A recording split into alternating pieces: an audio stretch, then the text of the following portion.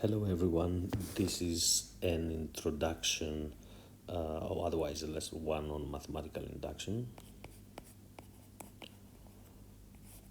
As we can see here, and mathematical induction is perhaps the most important of all the proofs you will come across during this course.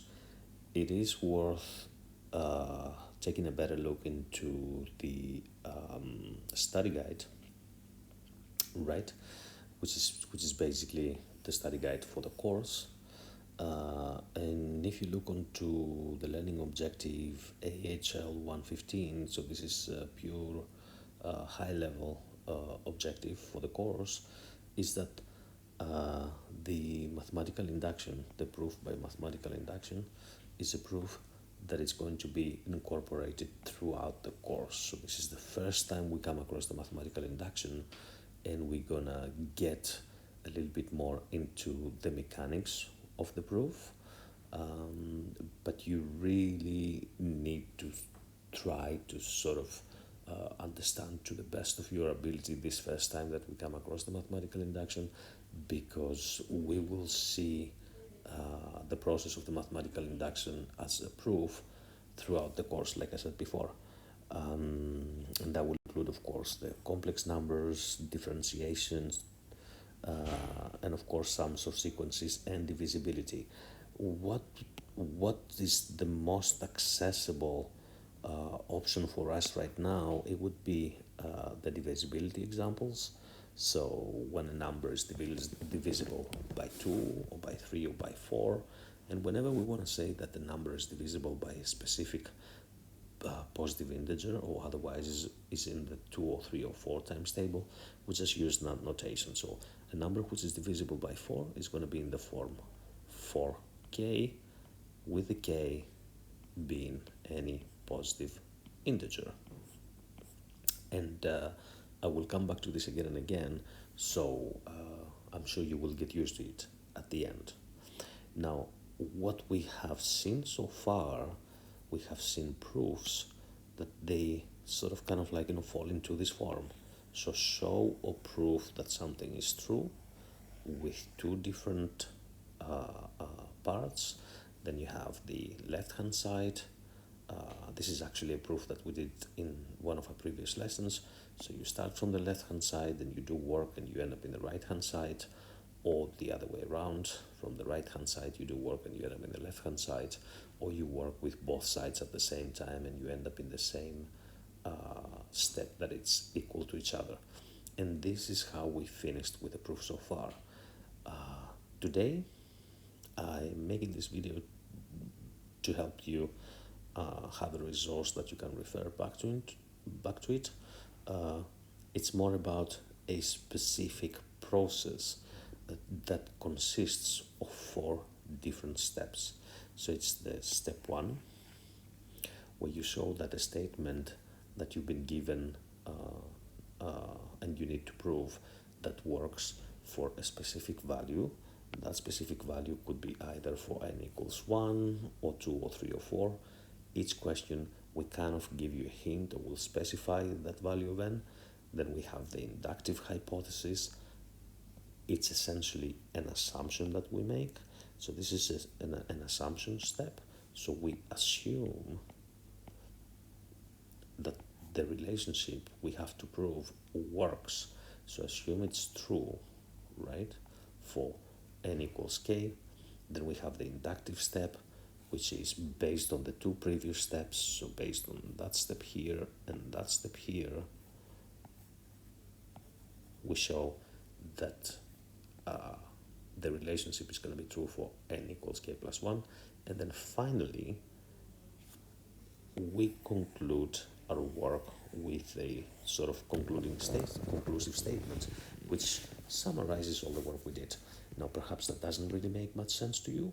Therefore, I will put an example right next to it that is included on your notes on the PDF, but I will walk through it and I will talk to you in an attempt to sort of kind of like try to make a bit more sense of what you have in front of you. Let's go then through the example number 1, or the question number 1, which is a question that you have on your notes as well, with the the proof steps, but I'm going to go through it, as I said before, for a better understanding of what we're dealing with here. The question says, use the mathematical induction, and this is something that is going to be specified to you in an exam as well, and then you're going to have to go through the process that we're going to go through after, to prove that a statement, and that's the 5 times 7 and 7 to the power of n plus 1, is divisible by 6 when n belongs to z plus. Remember that z is the set of integers, and that include positive and negative, so the z plus is going to be only the positive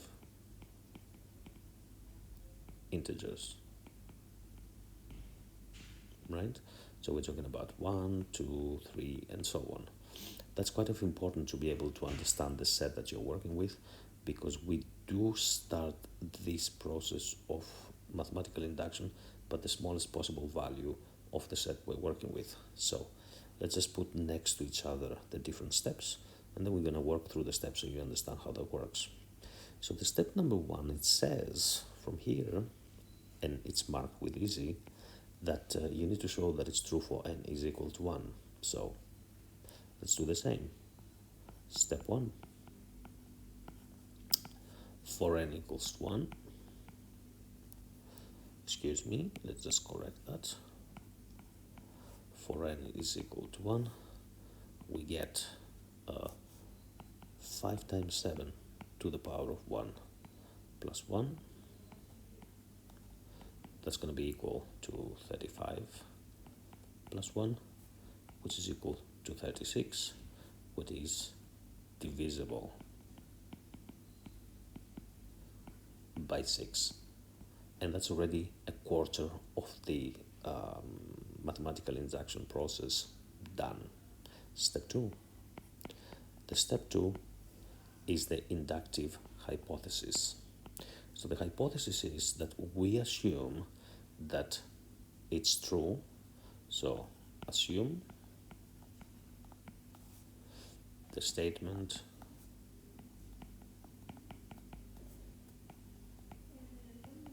and by statement I mean that statement, right, that 5 times 7 to the power of n plus 1 is divisible by 6 is true.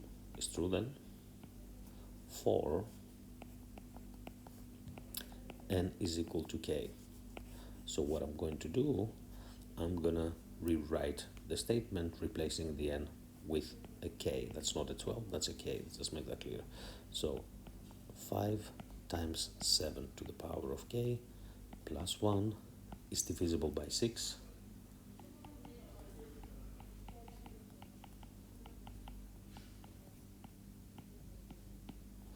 But that's not a mathematical representation, so I'm going to write it better, that 5 times 7 to the power of k plus 1 is equal to 6m, a multiple of 6, right? Where m is a positive integer as well. And let's put this relationship in a box because it's hugely important. And I'm also going to label it as number 1. And I did that because I absolutely need to use that relationship 1 for the next step, which is the inductive step. So let's carry on with that. So the next step, which is 3, the step 3, for the step 3, I need to also prove, and this is where the proof part happens, I need to prove that the statement that I'm working, it's also true for the statement is true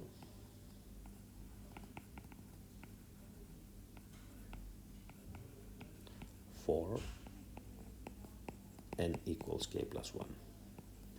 And then I'm going to have to write what I'm trying to prove, so I'm able to see it in front of me.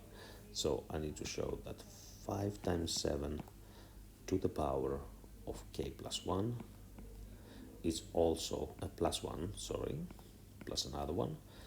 That is also true, and it's divisible by 6 therefore it's going to be in the form 6 times t.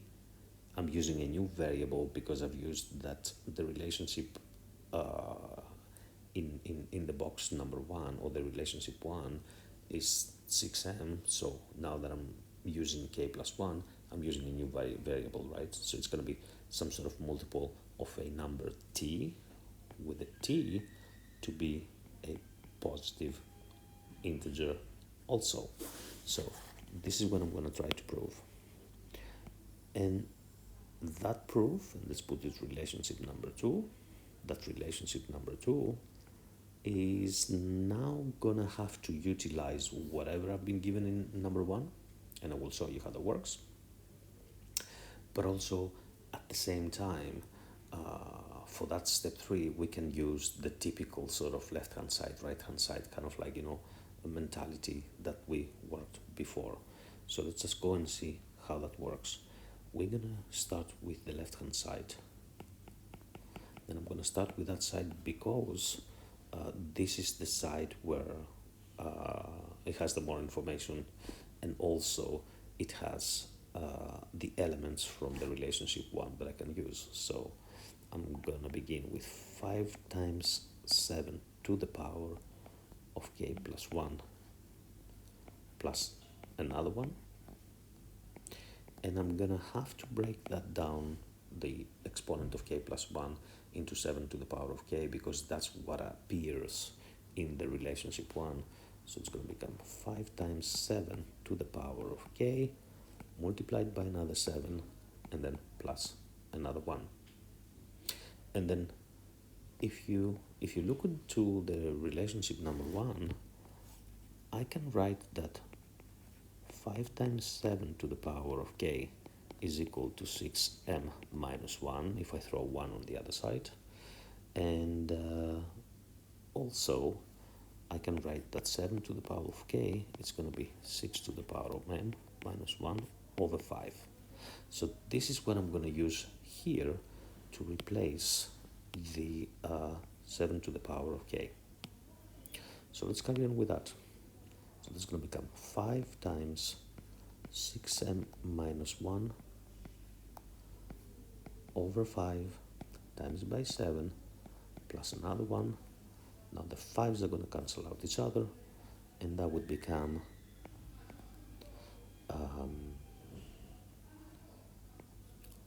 7 times 6m minus 7 plus 1, which would become 6 times 7m. I'm switching the position between the 6 and the 7, right? Minus 6.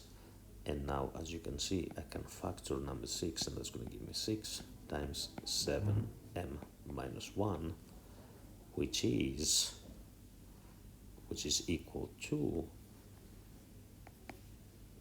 6 times t, where t belongs to z plus, for the assumption that the 7m minus 1 is equal to a new variable t. And that's QED,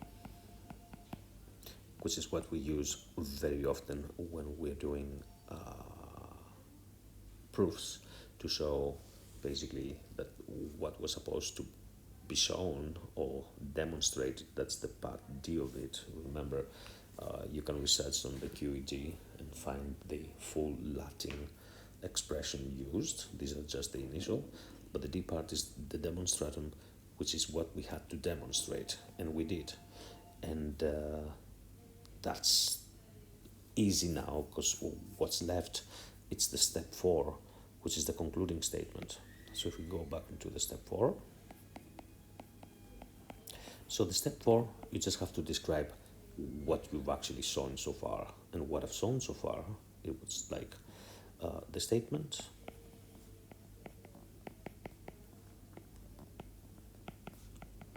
is true for n equals 1, and then assuming true for n is equal to k, we proved. That is also true.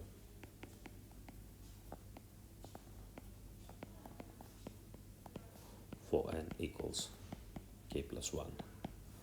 Therefore, by mathematical induction,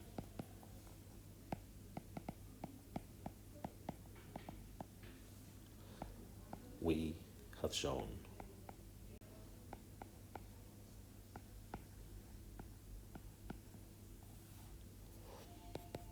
that